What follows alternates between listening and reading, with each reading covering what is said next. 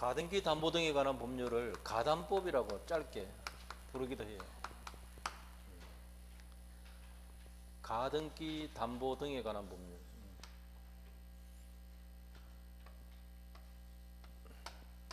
자, 갑이 돈을 빌립니다.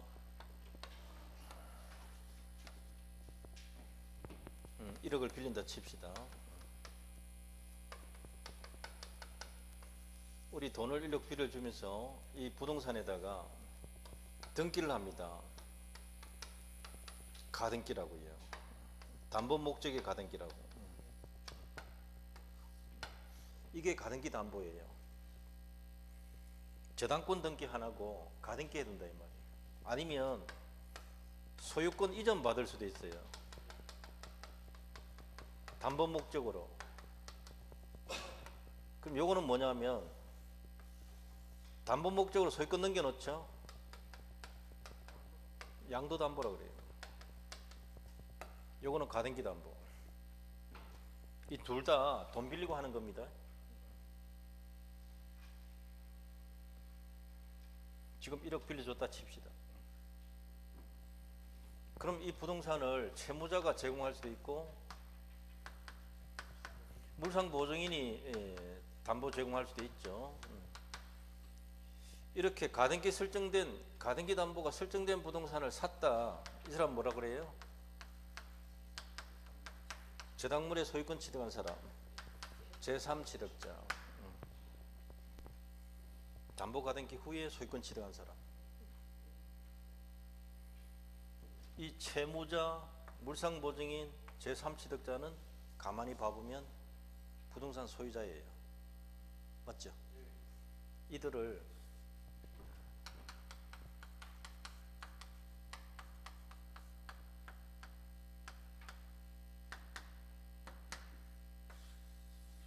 채무자 등이라고 불러요. 세 사람을. 이 사람은 그럼 뭐라 부른가? 채권자 이렇게 불러요. 아니면 가등기 담보되어 있으면 가등기 담보권자 되시나요? 권리자 해도 되고 권자 해도 되고, 양도담보로 소유권 넘겨놨으면 양도담보권자 되시나요? 를 그렇게 불러요.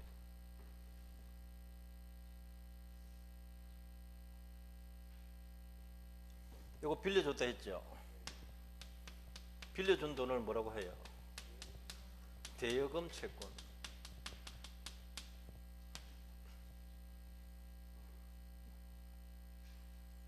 돈 빌려주고 가등기 담보 설정받은 사람을 가등기 담보권자 이렇게 불러도 되고, 간단하게 채권자 이렇게 부르기도 해요.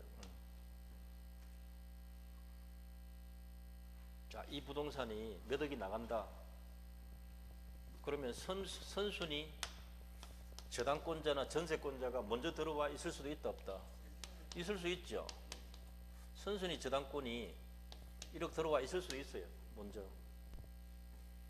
여기서도 1억 빌렸지만 두 개 합하면 이제 2억이 되겠죠. 이 부동산이 몇 억 나가면 후순위가 들어올 수 있거든요. 저당권이 들어올 수 있고 전세권 들어올 수 있어요. 이해되시죠? 그냥 간단하게 1억 1억이다 칩시다. 그러면 여기다가 1억뿐만 아니라 이자도 받으려 할 거예요. 뭐 여기는 이자도 포함됐다 치고요.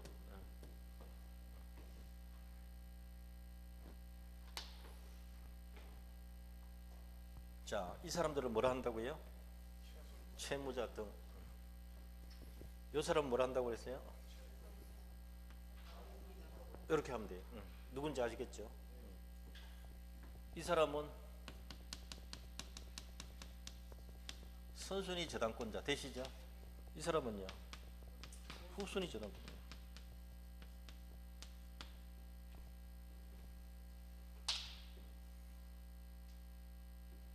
무슨 돈 때문에 가등기 설정해 놨습니까? 무슨 돈 때문에?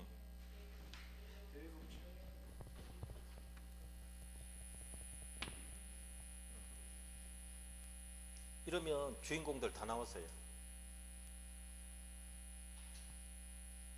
배우 6명이 다 나왔다고요. 주연 배우 6명 다 나왔다. 이거 용어를 알아야 돼요. 가등기담보권자인데 가등기담보 설정자는 누굽니까? 채무자 아니면 이 사람이죠. 부동산 제공한 사람. 설정자.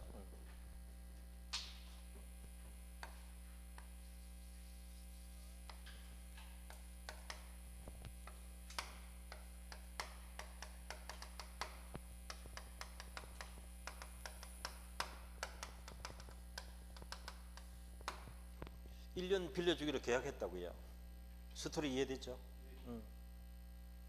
뭐 원금하고 이자 붙여서 주기로 했다.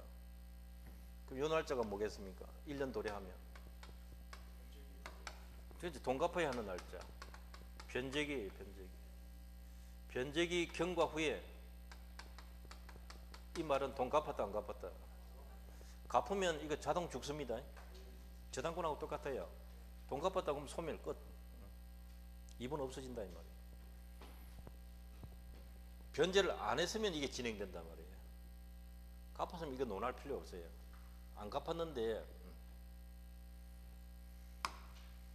채권자가 할 수 있는 게 뭐가 있는가? 돈 못 받았잖아요. 경매해가지고 우선 변제 받아도 돼요. 자, 이 사람은 경매 신청하면 1순위, 2순위, 3순위 되는 거 알죠? 등기되어 있으니까 그대로 배당받아요. 끝. 이 방법이 있습니다. 이거 소유권 내가 취득할게. 이해되나요? 정사 내가 남는 돈 있으면 돌려줄게. 소유권 내가 취득할게. 이 방법이 있단 말이에요.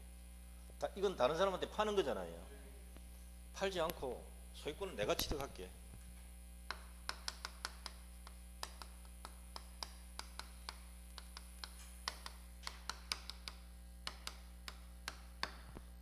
권리는 취득하면서 내가 실행하겠다 말이에요. 담보 실행하겠다 말이에요. 요 방법입니다. 지금 요게 이 법의 핵심이란 말이에요. 그러면 절차를 지켜야 돼요. 옛날에는 돈 안 갚으면 그냥 꿀꺽 넘어가 버습니다. 이 법 만들기 전에는. 여러분 이게 최소한 5억짜리다 칩시다. 그러면 경매되면 1억 다 갖고도 2억 남잖아요. 옛날에는 이렇게 이 법 만들기 전에는 그냥 소유권 이전 떡 받아놓고 안 갚으면 그냥 그날로 끝이 넘어가 버린다. 고려대공업자한테 그렇게 해서 돈 벌었다. 자, 그렇게 하지 말라고 변제기 경과 후에 뭘 해야 되는가 하면 청산 절차 들어간다라고 실행 통지를 해줘야 돼요. 실행 통지는 누구한테 해야 되는가 하면 채무자 등에게 통지. 저기 있는 사람이 있으면 하나도 빠지면 안 돼요. 그 다음에 후순위에게도 통보해 줘야 돼요. 후순위 권리자에게도 통보해 줘야 돼요. 채무자 등에게 통지가 되고 난 뒤에부터 도달된 날로부터 2개월이라는 청산 기간이 진행합니다. 이건 뭐냐면 이 기간 안에 돈 갚아라는 거죠. 되시나요? 이 기간 지나면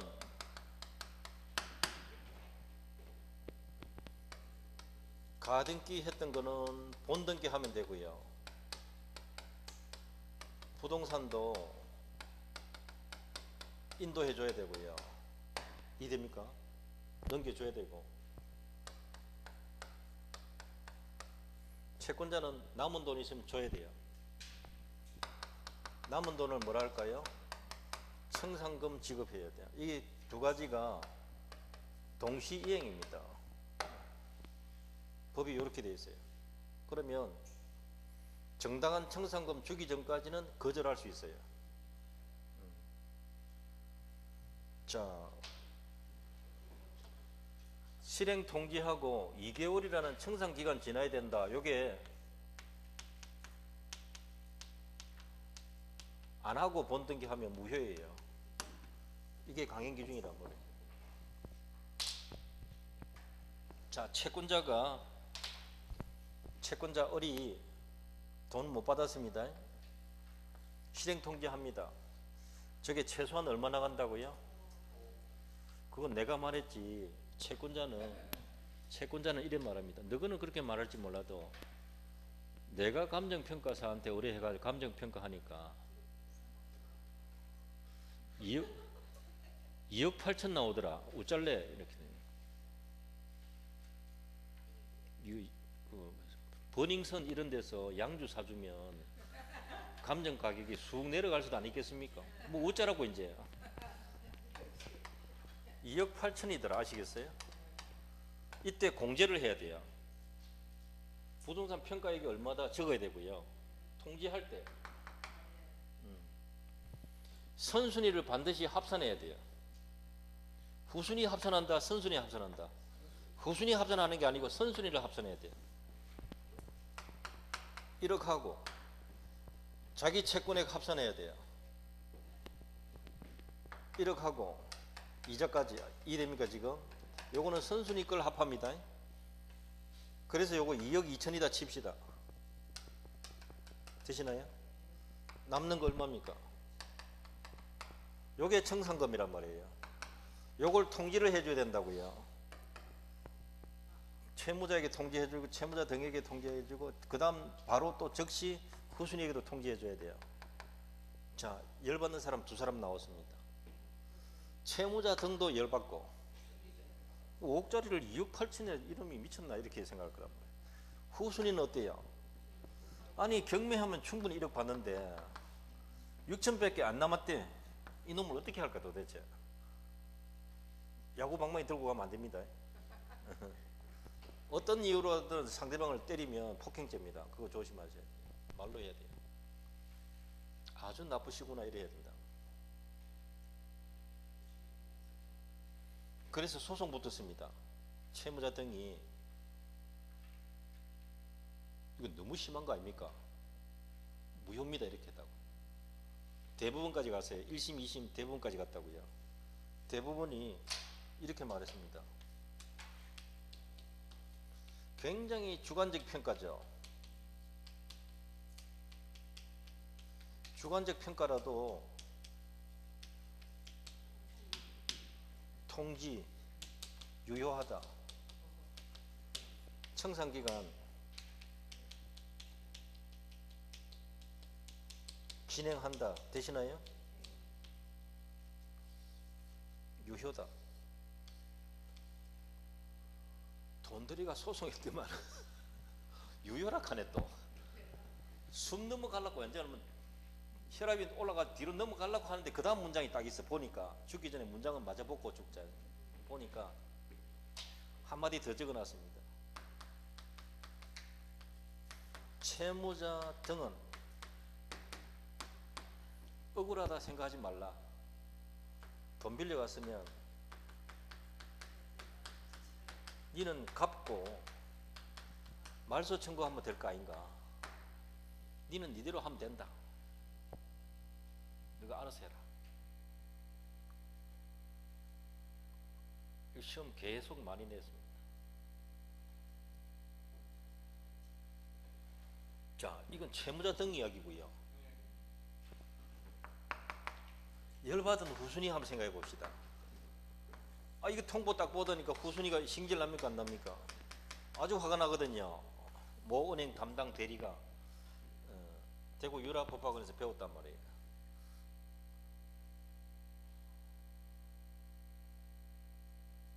(4천만 원) 손해보죠. 계산상으로 벌써 1억 받아야 되는데 6천밖에 못 받으니까. 나는 이 방법 나는 인정 못하겠다 하시겠어요? 후순위는 자기가 돈 받을 날이 되기도 전에, 내년에 돈 받을 건데 지금 당장 경매 신청할 수 있다 이 말입니다. 변제기까지 기다려야 됩니까? 안 기다려도 된다. 안 기다려도 됩니다. 기다릴 때 언제 하라고요? 원래 다 끝나보는데. 그러니까 자신의 채권이 변제기 도래 전이라도 언제 경매 신청할 수 있는가 하면 2개월 안에 해야 돼요. 청산 기간 내에. 이해됩니까 지금? 청산기간 내에 경매 청구권이 있다. 경매하니까 얼마 나와? 4억 5천 가까이 나오더란 말이에요. 그럼 1순위, 2순위, 3순위 다 받습니까? 뭐, 다 받고도 남죠. 3억 원 충분히 배당하니까. 짧게 말하면 후순위는 경매 청구할 수 있다 없다? 있다. 주관적 통평가라도 유효다 무효다? 유효다. 오케이. 이런 게 몇 개월 지나야 된다? 1개월 3개월 시험 다 냈습니다. 2개월입니다. 실행 통지하고 청산기간 지나야 됩니다가 무슨 규정이다? 요거 안 하고 본등기 해버리면 본등기 자체가 무효예요. 나중에 청산했다면 소급해서 유효할 수 있다. 추후 추한이 될 수 있으니까. 자, 한번 보겠습니다. 1번 보세요. 여러분 여기 보시면 내가 빌려준 돈이라 했죠. 여러분 책에는 첫째 줄 가등기 담보법은 차용물 동그라미 하세요. 차용물이 뭐예요? 빌린 돈. 빌린 돈에 적용하지. 둘째 줄 끝에 토지 매매 대금 적용된다 안 된다? 매매 대금은 빌린 돈 아니잖아요. 이 법 적용 안 한단 말이에요. 그 다음 2번 물품 대금 담보 때문에 가등기 해놨다. 빌린 돈 아니죠. 이 법 적용 안 합니다. 이대로 안 해도 된다 이 말입니다. 날짜 어기면 바로 넘어간단 말이에요. 이거는 2개월 지나야 되는데요. 이 법 적용 안 한다는 말은 이 기간 필요도 없단 말입니다. 바로 넘어가 버립니다. 그건 안 갚으면. 공사 대금 마찬가지. 시험 다 낸 겁니다.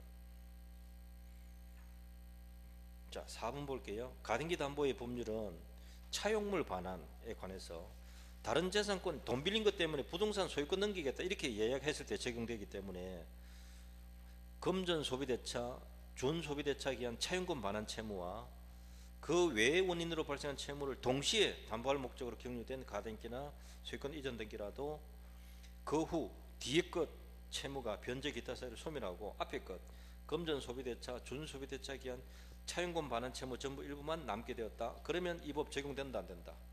된다. 다음 페이지 봅니다. 가등기 담보 법률은 재산권 이전, 지금 건물 넘길게 이 말이거든요. 가등기 담보에 있어서 그 재산의 예약 당시 가액이 1억 빌리고 그 부동산 가액이 차용액 이자 이에 붙인 이자 합산액을 초과하는 경우에 지금 5억이니까 보세요. 요거 빼고 나면 얼마입니까? 선순위 빼고 나면 얼마예요? 4억이잖아요. 그리고 갚을 돈이 얼마예요? 1억 2천 칩시다. 초과입니까? 부족입니까? 공제하고 남은 금액이 초과라야 됩니다. 초과일 때 이 법 적용돼요. 이보다 적으면 이 법 적용할 필요가 없어요. 초과일 때 적용됩니다. 그 다음 그 정도 하면 되고요. 6번 보시면 가담법에 의하면 가등기 담보권자가 담보 실행을 위해서 부동산의 소유권을 취득하기 위해서는 변제기 후에 청산금 평가액 또는 청산금이 없다고 하면 없다는 뜻을 통지를 해야 되고, 이때 채무자 등에는 채무자도 되지만 채무자의 물상보증인 뿐만 아니라 담보가등기 후 소유권 취득한 제3취득자가 포함된다. 세 사람이죠. 채무자, 물상보증인, 제3취득자 세 사람. 위 통지는 누구에게 해라? 이들 모두에게 해라. 그래서 전부나 일부에 대해서 통지하지 않았다면 청산기간 진행할 수 없고, 그 가등기 담보권자는 적절한 청산금 지급했다 하더라도 통지가 제대로 안 됐기 때문에 본등기 청구할 수도 없고, 양도담보로 소유권을 이미 넘겨놨다 하더라도 소유권 취득이 된다 안 된다? 취득이 안 된다. 요 두 개가 강행규정이라 했잖아요. 이거 하나라도 어기면 취득이 안 된단 말이에요. 진도 나가도 무효다 이 말이에요. 자, 그 정도 하시면 돼요. 7번 주관적 평가 나왔죠? 요거 좀 읽으십시오. 나름대로 평가한 청산금 액수가 객관적 청산금액에 미치지 못한다 하더라도 통지로서의 효력이나 청산기간 진행에는 영향이 없다. 유효하다 이 말이죠. 다만 채무자 등은 정당하게 평가된 금액을 지급받을 때까지 이전 등기 및 인도 채무 이행을 거절하면서 전액을 지급하고 가등기 말소를 구할 수 있을 뿐이다. 줄이면 뭡니까? 채무자 등은 뭐 할 수 있다? 돈 갖고 말소하면 되잖아요. 이걸 무효라고까지 할 필요 없다 이 말입니다. 그 뜻입니다.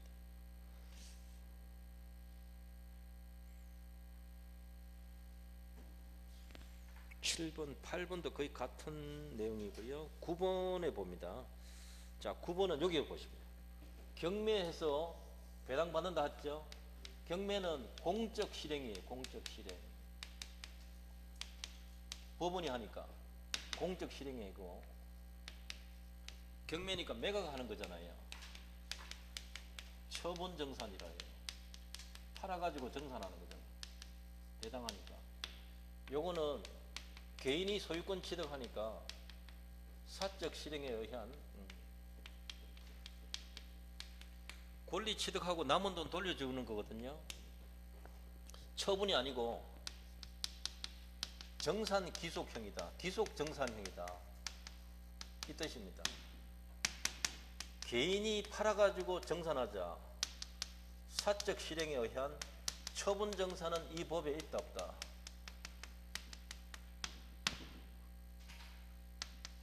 남은 거 안 돌려주고 소유권 가져가겠다. 안 된다. 이 법 만들어 놓은 게.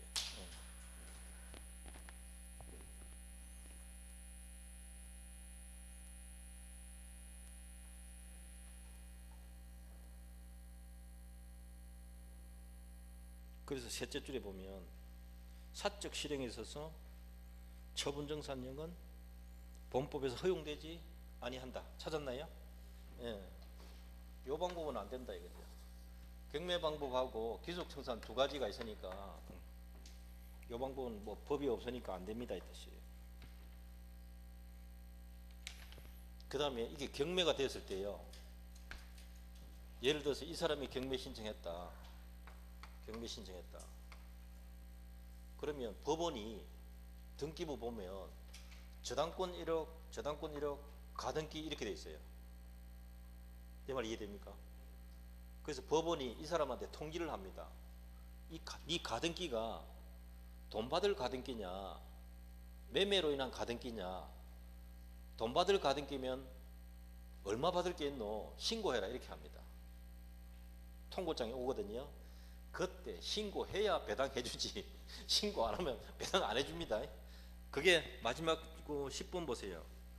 담보가등기 권리자는 집행법원이 정한 기간 내에 채권 신고하지 아니하면 배당받을 권리 상실한다. 예. 자, 일단 요것도 한 문제 내는데요. 한번 봐두시고요. 내가 안 지울게요. 집합 건물은 좀 생략하고요. 어디를 넘겨보시는가 하면 그 67페이지 부동산 실권리자 명의등기.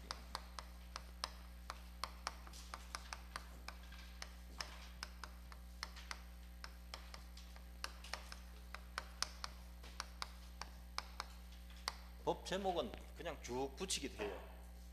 띄어쓰기 하기도 하고요. 붙이기도 해요. 그냥 대놓고. 이게 무슨 법입니까? 명의신탁 하지 마세요 법이거든요. 이해되시죠? 줄이면 요거 실명법이에요. 이렇게 실명법. 몇 년도 시행한 줄 압니까? 95년도 7월 1일부터 시행했어요. 95년도 7월 1일 이전에는 6월 30일까지는 어떤 명의신탁이든 다 유효하다 했습니다. 판례가. 지금부터 무효다 이렇게 되어 있어요. 그래서 가끔 시험이 주로 이 법 시행하고 난 뒤에 문제를 내거든요. 근데 딱 한 번 시행 전에 명의신탁한 거 어떻게 할 거냐, 이 문제가 하나 나온 적이 있어요. 그런 건 또 기출문제 따로 봐야 돼요. 어쨌든 여기 보겠습니다. 이것은 법조문이 제4조 1항에서 명의신탁 약정은 무효입니다 이렇게 되어 있어요. 그 약정에 의해서 등기되어도 물권 변동 안 일어납니다. 그것도 무효입니다 이렇게 해놨고요. 명의신탁 약정, 명의신탁 등기 둘 다 무효다. 되시죠? 그 다음에 사망에서는 이 무효는 1항, 2항 무효는 제3자에게 대항 못합니다 이렇게 놨어요. 요 제3자는 이런 걸 알든 모르든 상관없어요. 선악 불문하고 대항 못합니다. 근데 예외적으로 등기가 유효한 경우가 있어요. 유효. 언제냐면 계약명의신탁에서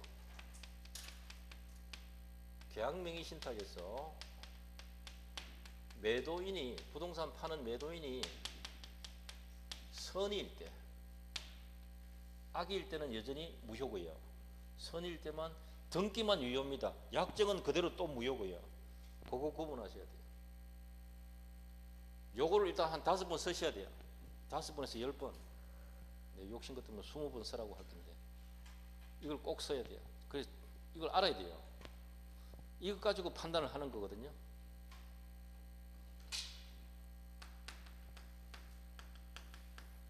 탈세 목적이 없는 종중부동산, 부부간의 명의신탁, 종교단체의 명의신탁, 이건 예외적으로 유효다. 되시나요?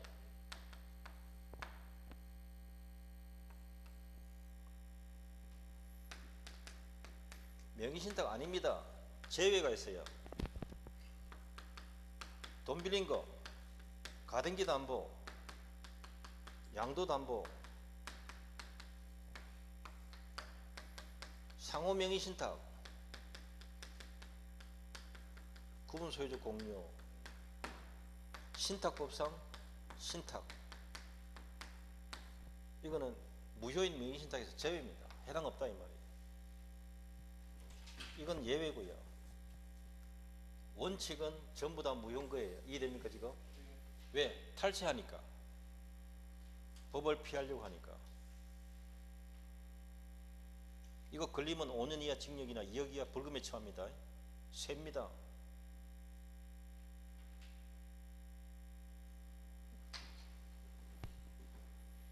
탈세 목적이 없을 때 법률은 부부간 유효입니다.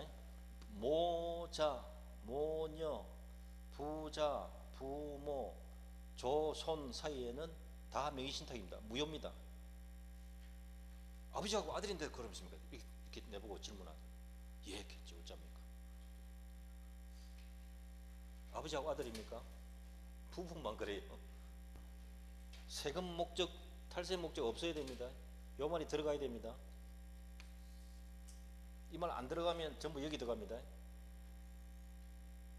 위법 목적이 없다 이 말이 들어가야 된다고요.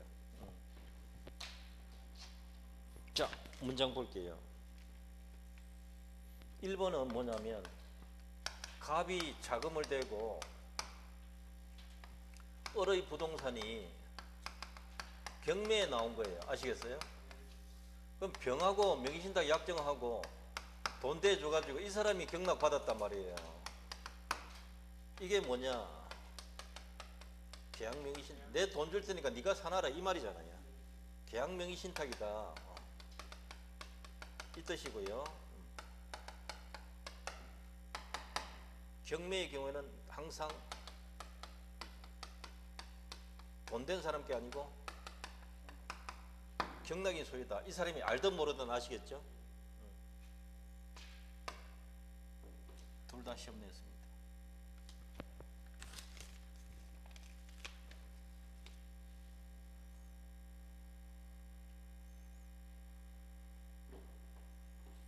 자, 2번은 동거하던 부부가 명의신탁 했는데 여자친구 명의로 부동산 샀는데 나중에 혼인을 하게 됐다. 되시나요? 언제부터 유효되겠어요? 처음부터다, 혼인한 때부터다. 그렇죠. 혼인한 때부터다. 요때가 아니고. 혼인한 때부터. 자, 3번. 명의신탁 약정이 무효이기 때문에 신탁자는 수탁자에게 명의신탁 해지를 원인으로 소유권 이전 등기 청구할 수 있는가? 3번 이거 조심하셔야 돼요. 자, 이거 한번 봐보세요.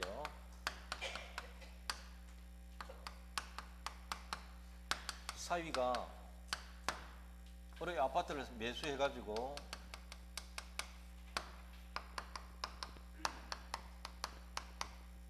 장모 명의로 등기해 둘게요 하니까 장모도 그렇게 하시게 해가지고 두 사람 사이에 그렇게 약속하고 실제로 매매해가지고 돈 주고 등기를 장모 앞으로 등기해 놨단 말이에요.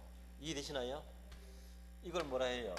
3인간 등기 명의신탁 또는 중간 행약형 등기 명의신탁 그래요. 갑한테 왔다가 간 게 아니잖아요. 오케이. 이 법 가지고 와보세요. 명의신탁 약정 무효. 이거 까먹으면 안 됩니다. 등기 무효. 누구 겁니까? 이 아파트 소유권 누구 겁니까? 을 소유입니다. 무효잖아요. 갑과 병 간의 명의신탁이 무효니까 갑이 해지하고 병에게 소유권 반환 청구 된다 안 된다? 안 됩니다. 두 개 다 안 돼요. 보세요. 지가 아니죠? 안 되죠. 무효니까 해지됩니까 안 됩니까? 안 돼요. 둘 다 안 돼요. 해지는 유효해야 해지하는 거예요. 무효기 때문에 해지가 안 돼요. 올 거니까 자기 거 아니죠. 그러니까 소유권 달라도 말도 안 된단 말이에요. 반면에 병이 갑에게 이전해 줬다.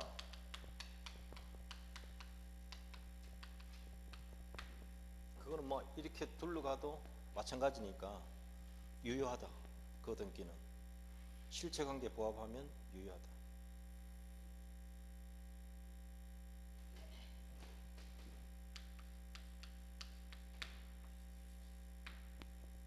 갑은 해지해서 소유권 달라가 안 된다 이 말이에요. 이해되시죠?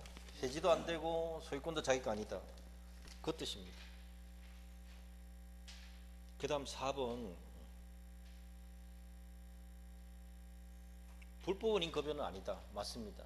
이게 무효는 무효인데 반사회적 무효는 아직 아니거든. 그래서 그래요. 불법 인급여는 아니다. 부당이득 돌려달라 그거는 됩니다. 못 돌려달라 못한다는 건 아니다. 5번에 3자간 등기 명의신탁에서 명의수탁자가 지금 장모입니다. 명의수탁자가 본법에서 정한 유예기간 지난 후에 자의로 명의신탁자에게 바로 이전 등기 해줬다. 사유에게 돌려줬다. 실체관계에 부합하니까 유효하다. 되시죠? 이게 5번이네요. 이렇게 하면 되고. 자, 6번 볼게요. 3자간 등기 명의신탁에서 그 등기가 실명법 시행에 의해서 무효로 되고 명의수탁자가 임의로 처분해버렸다. 자, 병이 정한테 처분했다 이 말입니다. 무효 상태에서 처분했단 말입니다. 그럼 이 제3자는 여기 보세요.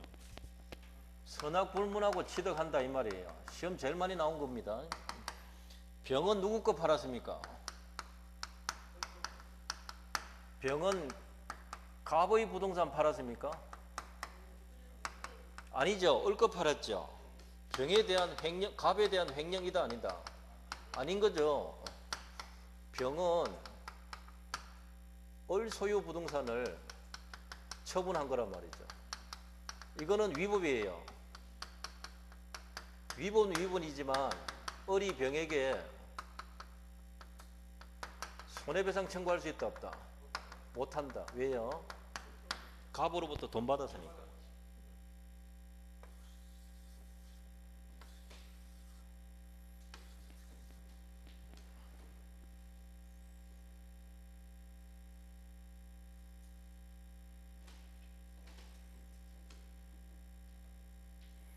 처분했는데 손해를 입었다 볼 수 없기 때문에 손해배상 청구할 수 없다. 이게 나와 있습니다.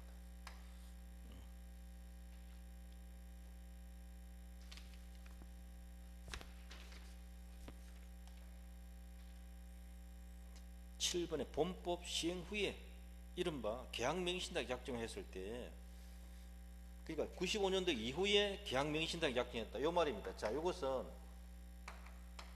갑이 을에게 자금을 대주고 이렇게 약속했어요. 무슨 약속했는가? 내가 돈 줄 테니까 네가 병의 토지를 사가지고 네 이름으로 등기 좀 맡겨둘게. 오케이, 그렇게 하자. 이렇게 한 거예요. 아시겠어요? 갑이 돈을 대고 매매는 을과 병이 한 겁니다. 그러면 갑을 뭐라고 불러요? 명의 신탁자, 맡기는 사람, 신탁, 맡기는 사람. 보관받는 사람, 명의 수탁자. 꼭 기억하셔야 됩니다. 수탁자. 요 사람은 매도인 되시나요? 당사자 일방이 매수인이 되어서 명의신탁자와 명의신탁 약정하에 매도인과 타방 당사자와 매매 계약 체결하고 등기를 자기 명의로 해둔 경우가 계약 명의신탁이다. 되시나요?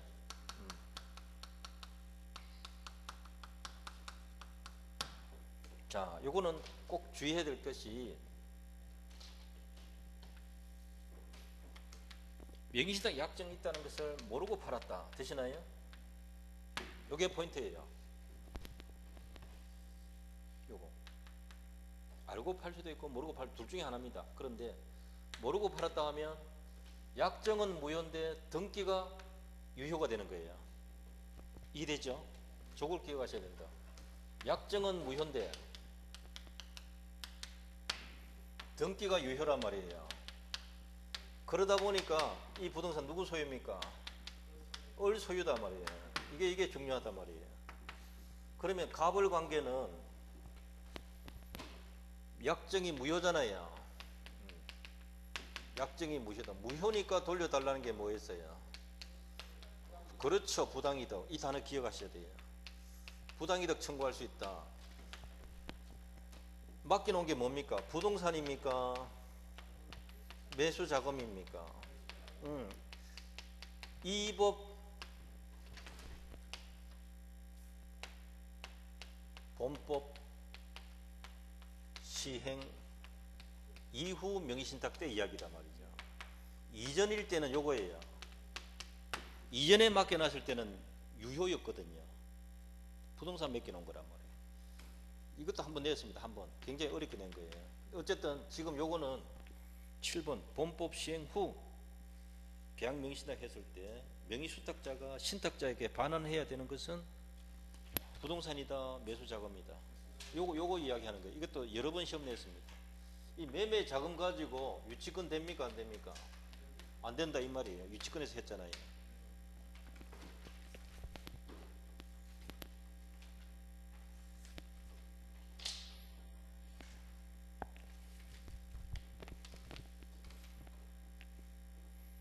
자, 문제 볼게요. 갑은 2015년 10월 7일 경매 절차가 진행 중인 을 토지를 경매 나왔단 말입니다. 이걸 취득하기 위해서 병에게 매수자금 지급하면서 병 명의로 이전 등기하기로 합의했다. 갑하고 병 사이에 매수자금을 주면서 네 이름으로 사가지고 네 이름으로 등기해라 이렇게 약정했단 말이에요. 금방 예를 한번 들었죠. 이게 뭐예요? 계약명의 신탁 아닙니까? 요거 그대로 낸 거예요. 경매를 낸 거예요. 병은 위 약정에 따라 매각 허가 결정받고 대금 완납하고 자신 명의로 병 명의로 이전 등기 마쳤다. 옳은 거 찾아라. 갑과 병의 관계는 계약명의 신탁이다. 되죠? 기억 맞습니다. 두 번째, 갑과 병의 명의신탁 사실을 을이 알았다면 병은 취득하지 못한다. 이게 어려운 거예요. 을이 알든 모르든 등기 명인이 경매에서는 경락받은 사람이 무조건 취득합니다. 그러니까 니은은 못한다니까 틀렸잖아요. 디귿에 가번병에 대해서 매수자금 상당 부당이득 청구할 수 있다. 가번병에게 뭐 요구할 수 있다? 부당이득으로 매수자금 달라 할 수 있다. 맞죠? 2015년도에 했잖아요. 95년 이후잖아요. 그러니까 디귿하고 기억이 맞고 니은만 틀린 거예요. 3번이 답이 되죠.